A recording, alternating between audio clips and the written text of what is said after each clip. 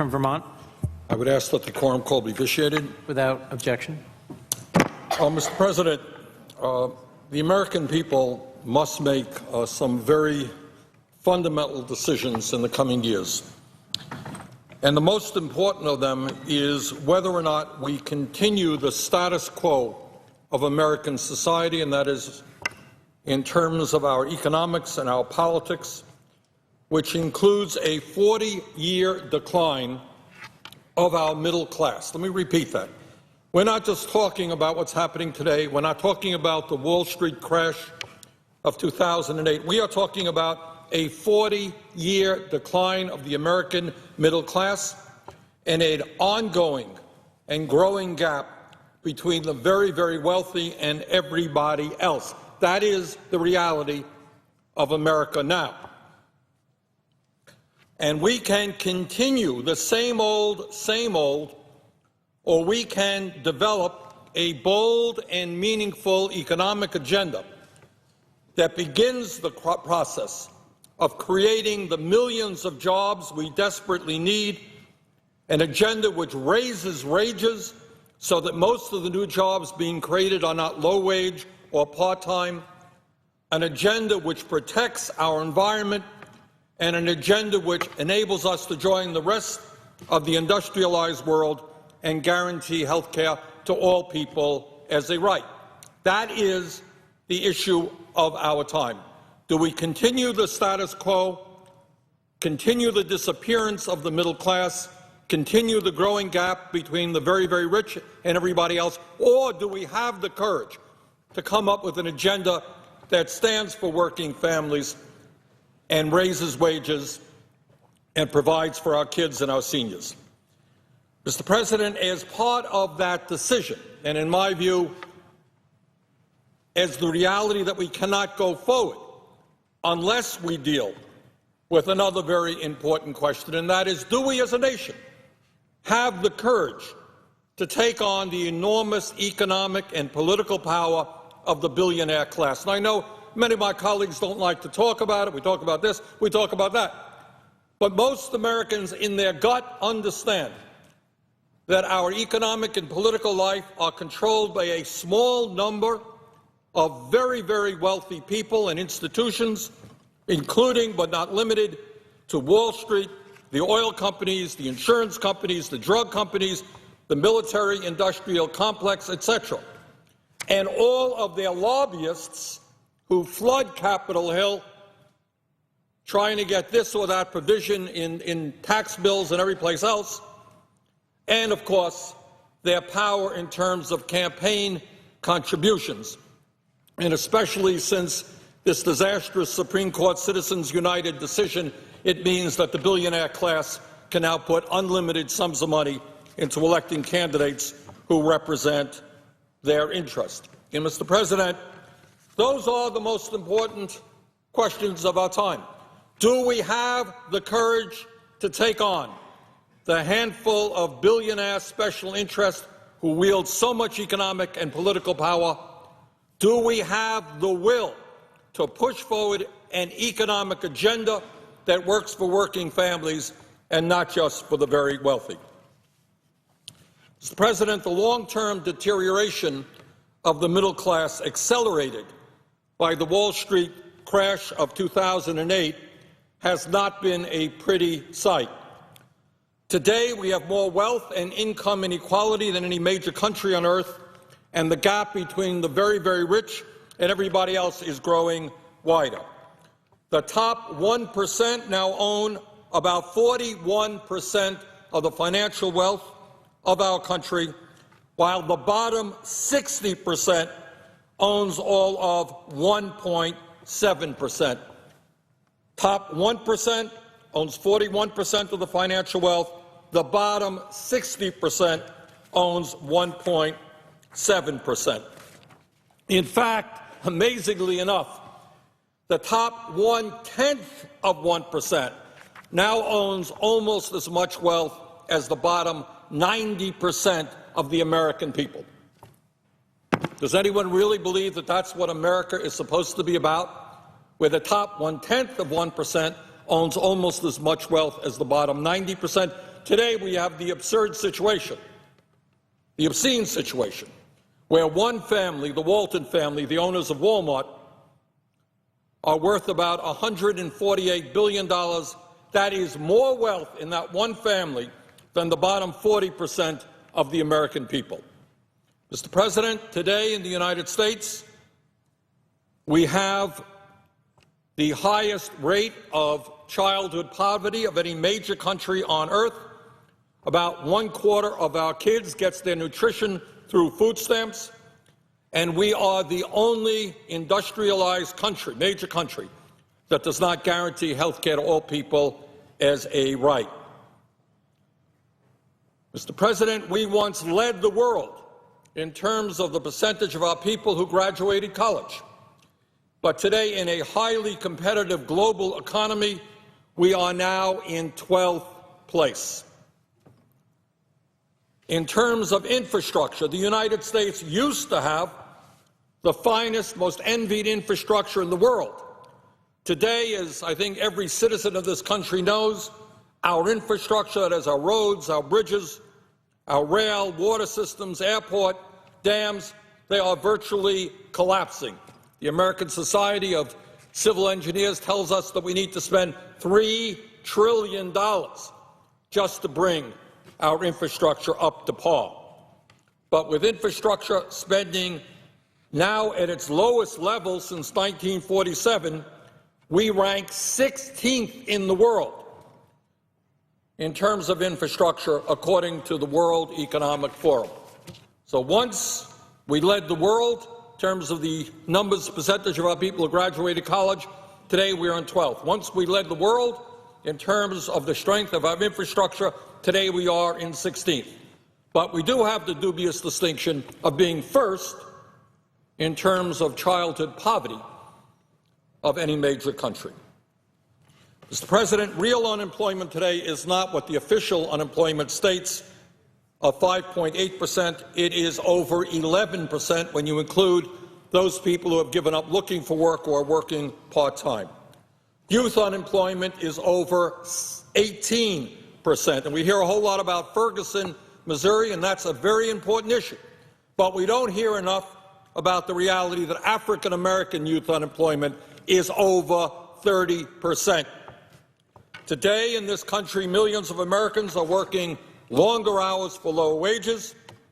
In inflation adjusted for dollars, the median male workers, listen to this, this is really quite unbelievable, and it tells us a little bit as to why the American people are angry. The median male worker, that worker right in the middle of the economy, last year earned $783 less than he made 41 years ago. $783 less than he made 41 years ago when inflation accounted for dollars. An explosion of technology, the great global economy, all of the great free trade agreements, and that male worker today is earning over $700 less than he made in real dollars 41 years ago. The median female worker made $1,337 less last year than she earned in 2007. Since 1999, the median middle-class family has seen its income go down by almost $5,000 after adjusting for inflation, now earning less this year than that family earned 25 years ago. Are we better off today than we were 6 years ago when Bush left office and we were hemorrhaging 700,000 jobs a month and the financial system was on the verge of the collapse and we had a $1.4 trillion deficit? Of course we are. But if you look at the trends over the last 40 years, the reality is the middle class of this country is disappearing, and almost all new income and wealth is going to the people on top. Mr. President, the American people must demand that Congress and the White House start protecting the interest of working families, not just wealthy campaign contributors. We need federal legislation to put the unemployed back to work, to raise wages, to make certain that all Americans have health care and education in order to live healthy and productive lives. Mr. President, it is one thing, and we could spend hours dissecting and analyzing the problems of American society, and in my view, they are worse today than at any time since the Great Depression. And if you throw in the planetary crisis of climate change, we may have more problems today facing our nation than at any time in a very long period. But what I want to do today is throw out very briefly and discuss 12 initiatives that I believe, if enacted by the United States Congress, could begin to address the collapse of the middle class and rebuild our economy. Let me just touch on them briefly. Number one, as I mentioned earlier, our infrastructure is collapsing. That's our roads, bridges, water systems, wastewater plants, airports, railroads, older schools. We spend $3 trillion, or at the end of the day, when we take care of our last veteran, we'll have spent $3 trillion fighting a war in Iraq that we never should have fought in the first place. $3 trillion. Mr. President, if over a period of years we were to invest $1 trillion in rebuilding our infrastructure, we could create 13 million decent-paying jobs, and that is exactly what we have to do. Think of what an America would look like when we went around the country and you saw work being done on roads and bridges and cutting-edge technology for our water plants and our wastewater plants. We become more productive, we become more efficient, we put people back to work. Number two, in my view, and I know that many of my Republican colleagues don't agree, but the scientific community is united. Climate change is real, it is caused by human activity, and if we do not reverse and cut back substantially carbon emissions, this planet will become increasingly uninhabitable for our kids and our grandchildren. In my view, we must transform our energy system away from fossil fuels and into energy efficiency and into sustainable energies, wind, solar, geothermal, etc. When we do that, weatherization, energy efficiency, sustainable energy, not only do we lead the world in transforming our energy system, reversing climate change, but we also create a significant number of meaningful and important jobs. Number three, in my view, instead of giving tax breaks to large corporations who shut down in America and go to China, we want to invest in new economic models to increase job creation and productivity, and that is giving workers the opportunity to own their own businesses, worker-owned businesses. We have some of that in Vermont, and I know in Ohio there are worker-owned businesses where workers are more productive, feel better about their jobs. I'd rather invest in that than in corporations who are going to shut down in this country and move abroad. Four, I think most people understand that when you have a union to negotiate and engage in collective bargaining, wages are higher, working conditions are better. Today, corporate opposition to union organizing makes it extremely difficult for workers to join a union. We need legislation which makes it clear that when a majority of workers sign cards in support of a union, they can form that union. Five, the federal minimum wage today is a starvation wage of $7.25 an hour. We need to raise the minimum wage to a living wage. People who work 40 hours a week should not live in poverty. Six, women workers today earn about 78 cents on the dollar to what their male counterparts make doing the same work. That is not acceptable.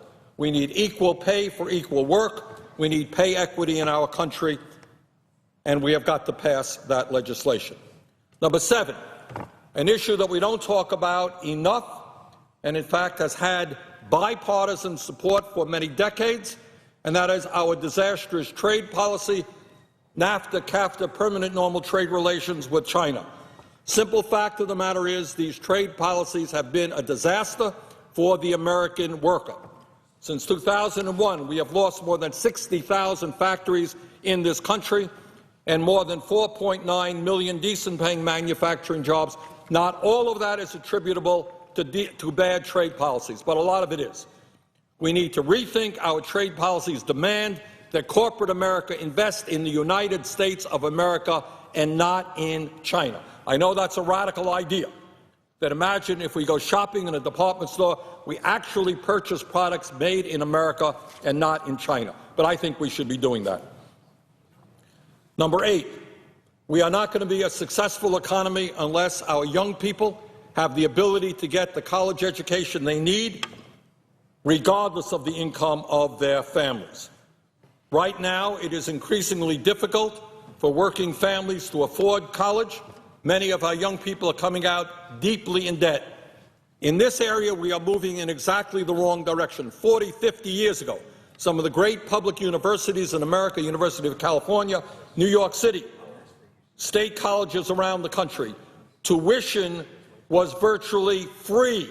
Today, it is unaffordable.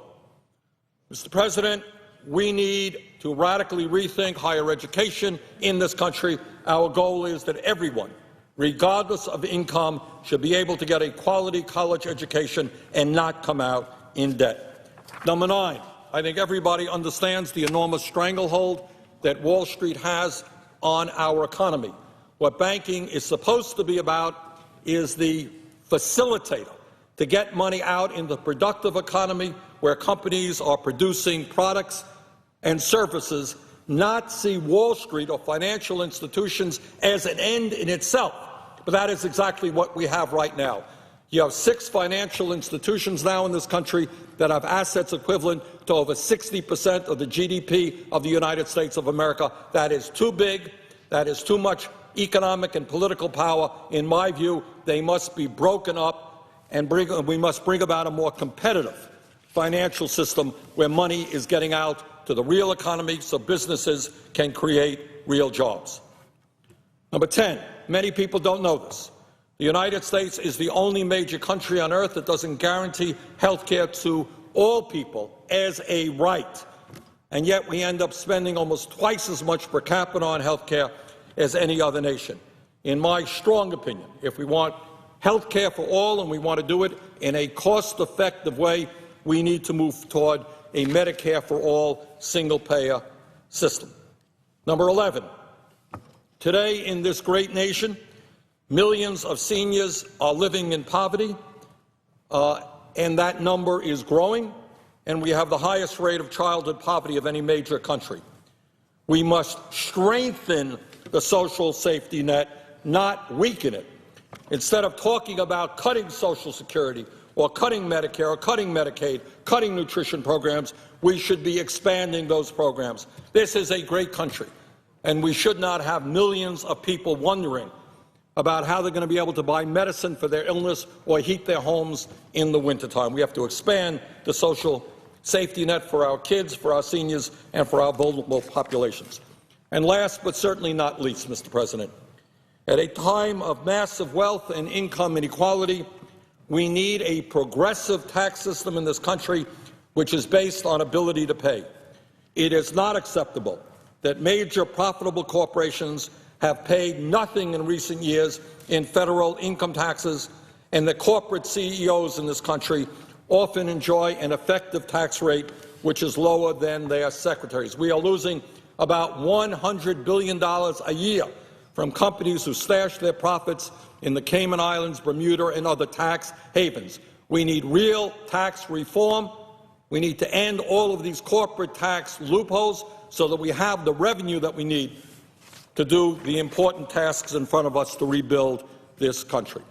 So, Mr. President, with that, I think the American people have some fundamental choices to make. Do we continue the status quo from an economic perspective, from a political perspective, or do we demand that Congress starts listening to the pain of the middle class and working families of this country and starts producing legislation which rebuilds our crumbling middle class? And with that, Mr. President, I would yield the floor. Mr. President. The senator from Ohio. Thank you, Mr. President.